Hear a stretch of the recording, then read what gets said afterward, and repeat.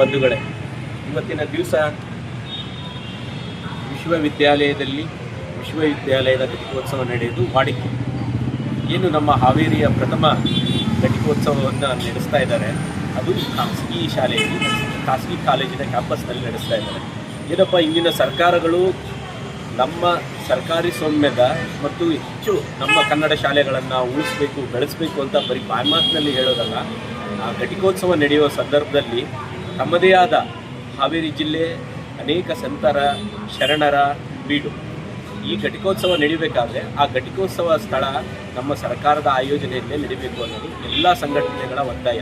ಕಳೆದ ಒಂದು ವಾರದಿಂದನೂ ಹೋರಾಟಗಳು, ಪ್ರತಿರೋಧಗಳು ನಡೀತಾ ಇದ್ದರೂ ಕುಲಸಚಿವರು ಇದನ್ನು ಯಾವುದೇ ಲೆಕ್ಕಿಸದೆ ಅದಕ್ಕೆ ಸಂಬಂಧಪಟ್ಟಂಥ ಅಧಿಕಾರಿಗಳು ಕೂಡ ಅನೇಕ ಮುಖ್ಯವಾಗಿ ಜಿಲ್ಲಾಧಿಕಾರಿಗಳವರ ಗಮನಕ್ಕೆ ತರೋದೇನಪ್ಪ ಅಂದರೆ ತಕ್ಷಣವೇ ಎಲ್ಲ ಹೋರಾಟಗಾರರನ್ನು ಕರೆಸಿ ಸಭೆ ಸೇರಿಸಿ ಅಟ್ಲೀಸ್ಟ್ ರಾಜ್ಯಪಾಲರು ಆ ಜಾಗಕ್ಕೆ ಬಂದು ಆ ಘಟಿಕೋತ್ಸವದ ಕಾರ್ಯಕ್ರಮ ಮಾಡೋಕ್ಕಿಂತ ಮುಂಚೆ ಏನಿದೆ ಜಿಲ್ಲಾಧಿಕಾರಿ ಅವರು ಎಲ್ಲ ಸಂಘಟನೆಗಳನ್ನು ಕರೆದು ಚರ್ಚೆ ಮಾಡ್ತಕ್ಕಂಥದ್ದು ವಾಡಿಕೆ ಇದೆ.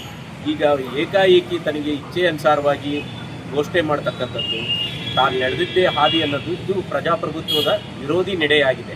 ಯಾಕೆಂದರೆ ಯಾವುದೇ ಒಂದು ಘಟಿಕೋತ್ಸವ ನಡೀಬೇಕಾದ್ರೆ ಅಲ್ಲಿಯ ಸ್ಥಳೀಯ ವಿದ್ಯಾರ್ಥಿ ಸಂಘಟನೆಗಳು ಮತ್ತು ಅಲ್ಲಿಯ ಕವಿಗಳು, ಅಲ್ಲಿಯ ಮುಖಂಡರು, ರಾಜಕೀಯ ಮುಖಂಡರು, ಶರಣರು, ಸಂತರನ್ನೆಲ್ಲ ಚರ್ಚೆ ಮಾಡ್ಕೊಂಡು ಆ ಘಟಿಕೋತ್ಸವ ನಡೀತಕ್ಕಂಥದ್ದು. ಯಾಕೆಂದರೆ ಪ್ರಥಮ ಘಟಿಕೋತ್ಸವ ಇರೋದರಿಂದ ಯಾವುದೋ ಒಂದು ಪೂರ್ವಭಾವಿ ಸಭೆಯನ್ನು ನಿಗದಿ ಮಾಡಿ ಅವರ ಅಭಿಪ್ರಾಯಗಳನ್ನು ತಿಳಿದು ಘೋಷಣೆ ಮಾಡ್ತಿದ್ದು ವಾಡಿಕೆ. ಆದರೆ ಇವರು ಏಕಾಏಕಿ ನಿರ್ಧಾರ ತೆಗೆದಿರೋದು ತುಂಬ ತಪ್ಪು. ಆದ್ದರಿಂದ ಏನು ನಡೀತಾ ಇದೆ ಈಗ ಪ್ರಥಮ ಘಟಿಕೋತ್ಸವವನ್ನು ಸಂಪೂರ್ಣವಾಗಿ ನಾವು ವಿರೋಧಿಸ್ತಾ ಇದ್ದೇವೆ.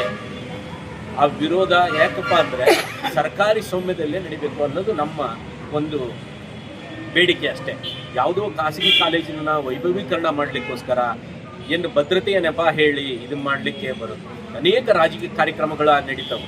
ಎಲ್ಲೋ ಒಂದು ಹೊರ ಪ್ರದೇಶದಲ್ಲಿ ನಡೆದರೂ ಅದಕ್ಕೆ ಆದ ತನ್ನ ಭದ್ರತೆ ಇರುತ್ತೆ. ಆ ಬಂದು ಹೋದಾಗ ಏನು ಪ್ರೋಟೋಕಾಲ್ ಪ್ರಕಾರ ಅವ್ರಿಗೆ ಭದ್ರತೆ ಕೊಡಬೇಕಾಗಿತ್ತು ಸರ್ಕಾರದ ಕೆಲಸ ಅದು ಕೊಟ್ಟೇ ಕೊಡುತ್ತೆ. ಇವರು ಆ ಭದ್ರತೆ ನೆಪ ಹೇಳಿ ಬೇರೆ ಖಾಸಗಿ ಕಾಲೇಜನ್ನು ನೇರವಾಗಿ ಆರೋಪ ಮಾಡೋದಾದರೆ ಆ ಖಾಸಗಿ ಕಾಲೇಜನ್ನು ಉದ್ಧಾರ ಮಾಡೋಕ್ಕೋಸ್ಕರ ಇವರು ಕುಲಸಚಿವರು ಅದರ ಜೊತೆಗೆ ಕೈ ಜೋಡಿಸಿದ್ದಾರೆ ಅನ್ನೋದು ನೇರವಾದ ಆರೋಪ ಮಾಡ್ತಾ ಇದ್ದೀವಿ ಅವ್ರ ಮೇಲೆ. ಆದ್ದರಿಂದ ದಯವಿಟ್ಟು ಸರ್ಕಾರ ಇಂಥ ಕುಲಸಚಿವರನ್ನು ಕೂಡಲೇ ಆ ಸ್ಥಾನದಿಂದ ವಜಾ ಮಾಡಬೇಕು ಅಂತ ಆಗ್ರಹಿಸ್ತಾ ಇದ್ದೇವೆ ಮತ್ತು ಇದನ್ನು ಗಂಭೀರವಾಗಿ ಪರಿಗಣಿಸಬೇಕು ಅಂತ ಎಚ್ಚರಿಕೆಯನ್ನು ನೀಡ್ತಾ ಇದ್ದೇವೆ.